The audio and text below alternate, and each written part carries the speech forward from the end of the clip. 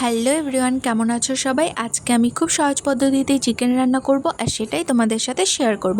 প্রথমে তেল গরম করে নিয়েছি, সেই তেলের মধ্যে আলুগুলোকে লাল লাল করে ভেজে নিয়েছি।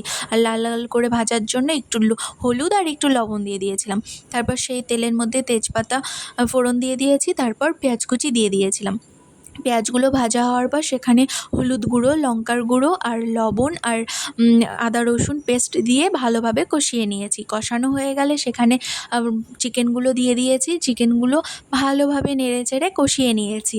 আর যতক্ষণ না তেল উঠেছে ততক্ষণ ভালোভাবে কষিয়েছি। আর কষানো হয়ে যাওয়ার পর আমি যেহেতু কষাই করবো, ঝোল করব না, সেহেতু আমি আদার্স কোনো জল দেইনি আলাদা করে। তাই আমি ভালোভাবে কষানো হওয়ার পর একটু ঢাকা দিয়ে দিয়েছিলাম।